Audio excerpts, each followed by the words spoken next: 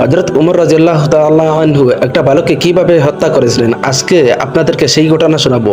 ভিডিওটি শেষ পর্যন্ত দেখবেন। একদিন দুজন লোক এক বালককে টেনে ধরে হযরত উমর রাদিয়াল্লাহু তাআলা আনহু এর দরবারে নিয়ে আসলো। উমর রাদিয়াল্লাহু তাআলা আনহু তাদের কাছে জানতে চাইলেন, ব্যাপারটা কি, কেন তোমরা একে এভাবে টেনে এনেছো? তারা বলল, এই বালক আমাদের পিতাকে হত্যা করেছে। উমর রাদিয়াল্লাহু তাআলা আনহু বালককে বললেন, তুমি কি সত্যিই তাদের পিতাকে হত্যা করেছো? বালকটি বলল, হ্যাঁ, আমি তাদের বাবাকে হত্যা করেছি, তবে তা ছিল দুর্ঘটনাবশত। আমার উট তাদের বাগানে ঢুকে পড়েছিল এবং তা দেখে তাদের পিতা একটি পাথর ছুঁড়ে মারল, যা উটের চোখে লাগে।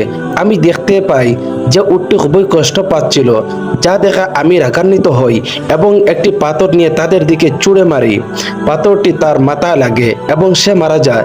উমর রাদিয়াল্লাহু তাআলা আনহু দুভাইকে বললেন, তোমরা কি এই বালককে ক্ষমা করবে? তারা বলল, না, আমরা কখনো ক্ষমা করব না, তার মৃত্যু চাই। উমর রাদিয়াল্লাহু তাআলা আনহু বালকটির কাছে জানতে চাইলেন, তোমার কি কোনো শেষ ইচ্ছা আছে? বালকটি বলল, আমার পিতা মারা যাওয়ার সময় আমার ছোট্ট ভাইয়ের জন্য কিছু সম্পদ রেখে যান, যা আমি এক জায়গায় লুকিয়ে রেখেছি।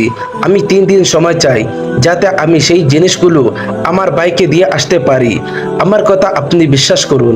ওমর রাদিয়াল্লাহু তাআলা আনহু বললেন, আমি তোমাকে বিশ্বাস করতে পারি যদি তুমি একজন জামিন জোগাড় করতে পারো, যে নিশ্চয়তা দেবে যে তুমি ফিরে আসবে।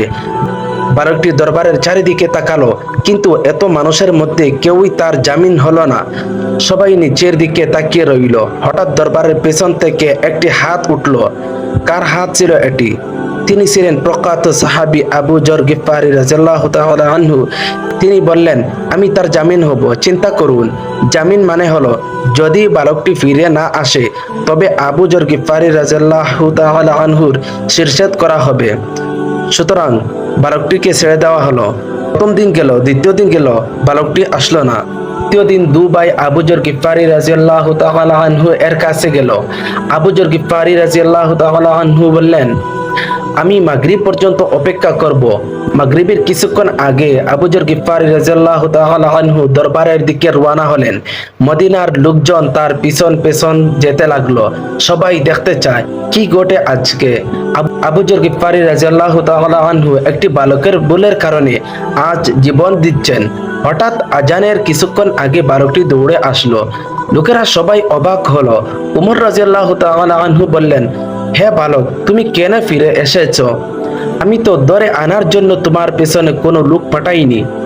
কোন জিনিস তোমাকে ফিরিয়ে আনলো? বালকটি বলল, আমি চাই না যে কেউ বলুক একজন মুসলিম কথা দিয়েছিল, কিন্তু সে তা রাখেনি, তাই আমি ফিরে এসেছি। ওমর রাদিয়াল্লাহু তাআলা আনহু আবু যর গিফারী রাদিয়াল্লাহু তাআলা আনহুকে বললেন, হে আবু যর গিফারী, তুমি কেন এই বালকের জামিন হলে? আবু যর গিফারী রাদিয়াল্লাহু তাআলা আনহু বললেন, আমি দেখলাম একজন মুসলমানের সাহায্য প্রয়োজন। আমি চাই না যে কেউ বলুক একজন মুসলমানের সাহায্যের প্রয়োজন ছিল, কিন্তু কোনো মুসলমান তাকে সাহায্য করেনি। এই কথা শুনে অভিযোগকারী দুই ভাই বলল, আমরাও চাই না যে কেউ বলুক একজন মুসলমান ক্ষমা চেয়েছিল, কিন্তু অন্য মুসলিম ক্ষমা করেনি। তো বন্ধুরা, আজকের ভিডিওটি কেমন লাগলো আপনারা অবশ্যই